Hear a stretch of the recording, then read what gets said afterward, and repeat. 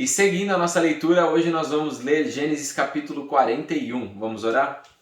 Deus, te agradecemos por este dia, te agradecemos porque o Senhor tem cuidado de nós, tem cuidado da nossa família, tem guiado os nossos passos, nos conduzido ao centro da tua vontade. E pedimos nesse momento que o Senhor nos dê capacidade, sabedoria, para que possamos entender a tua palavra e possamos nos aproximar cada vez mais e mais de ti. Em nome de Jesus. Amém. Gênesis capítulo 41, versículo 1. Ao final de 2 anos, o faraó teve um sonho. Ele estava em pé, junto ao rio Nilo, quando saíram do rio 7 vacas belas e gordas, que começaram a pastar entre os juncos. Depois saíram do rio mais 7 vacas, feias e magras, que foram para junto das outras à beira do Nilo. Então as vacas feias e magras comeram as 7 vacas belas e gordas. Nisso o faraó acordou. Tornou a adormecer e teve outro sonho. 7 espigas de trigo, graúdas e boas, cresciam no mesmo pé. Depois brotaram outras 7 espigas, mirradas e ressequidas pelo vento leste. As espigas mirradas engoliram as 7 espigas graúdas e cheias. Então o faraó acordou. Era um sonho. Pela manhã, perturbado, mandou chamar todos os magos e sábios do Egito e lhes contou os sonhos, mas ninguém foi capaz de interpretá-los. Então imagina o climão do Egito lá naquela hora, o faraó querendo saber, um mago ou um sábio olhando para o outro falando, e aí, alguma coisa? Nada. E aquele climão. Então o chefe dos copeiros disse ao faraó, hoje me lembro das minhas faltas. Lembra que ele tinha se esquecido do amigo José que tinha interpretado o sonho dele? Agora ele está se lembrando. Vamos ver, ele vai descrever o que aconteceu quando ele foi preso. Certa vez o faraó ficou irado com 2 dos seus servos e mandou prender-me junto com o chefe dos padeiros, na casa do capitão da guarda. Certa noite, cada um de nós teve um sonho e cada sonho tinha uma interpretação. Pois bem, havia lá conosco um jovem hebreu, servo do capitão da guarda. Contamos a ele os nossos sonhos e ele os interpretou, dando a cada um de nós a interpretação do seu próprio sonho. E tudo aconteceu conforme ele nos dissera. Eu fui restaurado à minha posição e o outro foi enforcado. O faraó mandou chamar José, que foi trazido depressa do calabouço. Depois de se barbear e trocar de roupa, apresentou-se ao faraó.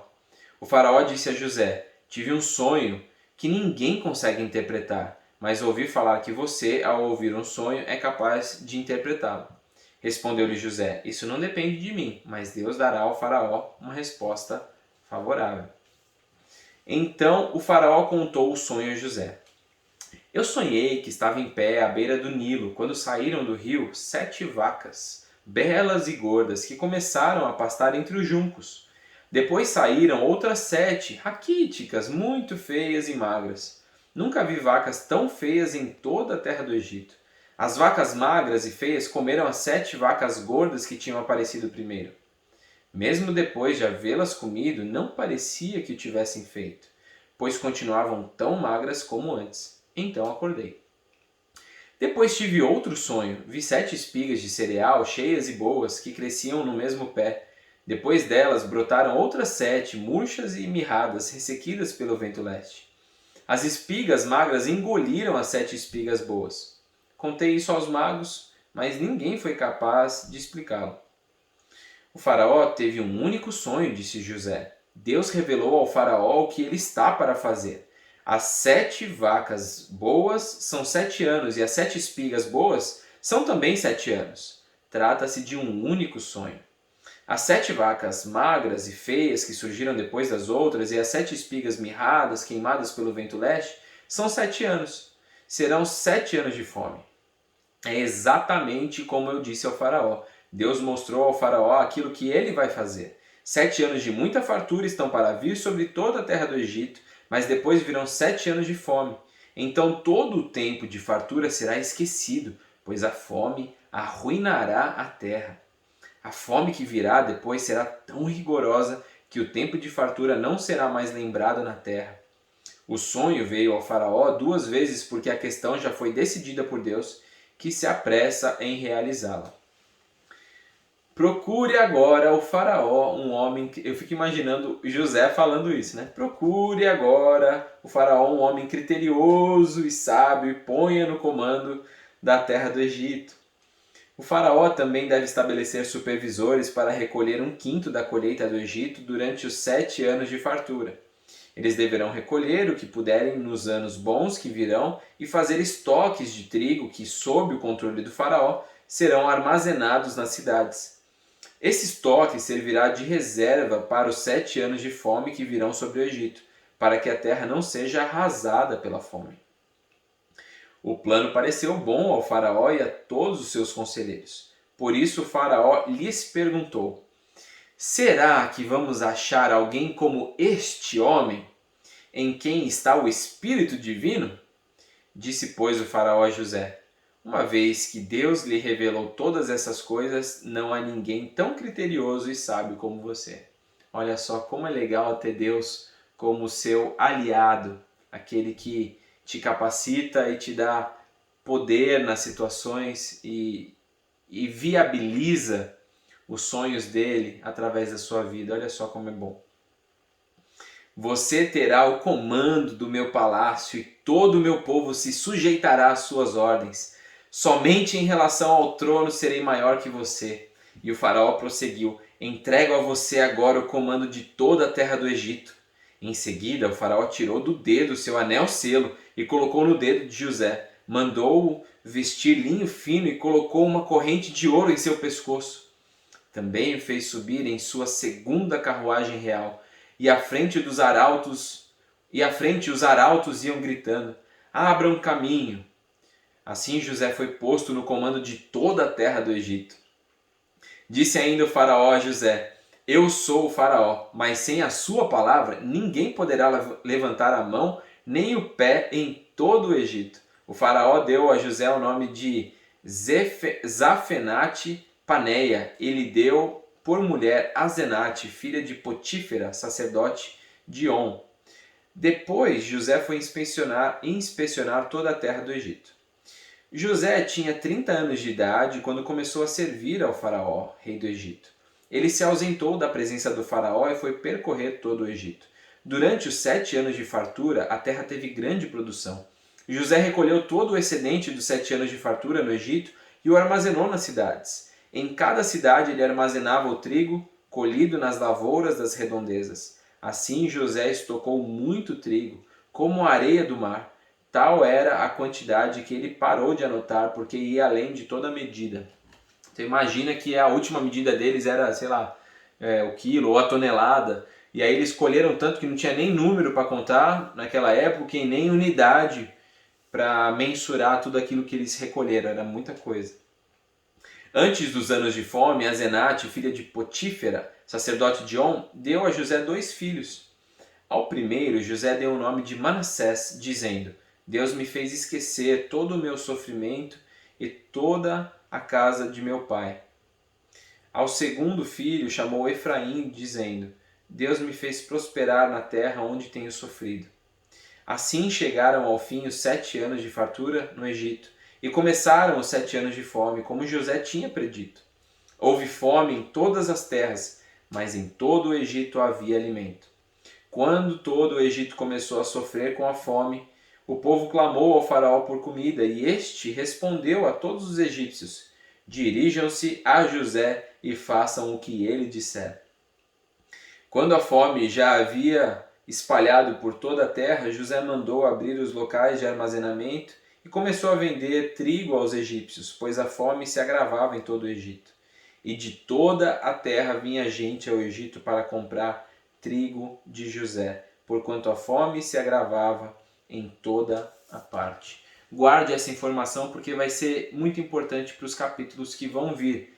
A fome era severa em toda parte, inclusive onde a sua família estava morando. E a reflexão que eu gostaria de trazer sobre esse capítulo, ou sobre essa história dos acontecimentos que vem acontecendo com José até agora, é que José, ele foi colocado por Deus numa posição no Egito de muito destaque. E Deus poderia muito bem ter colocado ele direto lá. mas geralmente o que Deus faz é nos trabalhar na nossa vida, no nosso temperamento, nas nossas capacidades, nos treinar para que quando a gente assuma os sonhos e a posição de destaque que Ele tem para a gente, os sonhos dele para nós, a gente não vá passar vergonha e a gente saiba exatamente aquilo que a gente vai fazer. José foi colocado para administrar 7 anos de muita fartura e 7 anos de muita pobreza, de muita escassez. Se você bem se lembra, José na casa de Potifar administrava, ali ele pôde treinar, administrar muita fartura. Potifar, ele era um cara de muita proeminência no governo do faraó. E depois, quando ele é mandado para a prisão, o carcereiro coloca ele como líder dos outros presos. E ali é pobreza, ali é muita escassez. E ele aprende a administrar também num momento de escassez. Deus está trabalhando na vida de José para quando chegar lá na frente, colocar ele na posição de destaque e ele possa administrar muito bem os 7 anos de muita riqueza e de muita pobreza logo depois. A gente não sabe o que vai acontecer no futuro. A gente não sabe exatamente quais são os planos de Deus para nós. Às vezes Deus nos mostra, às vezes Deus nos dá flashes do futuro e às vezes a gente nem sequer vê o que vai acontecer lá na frente.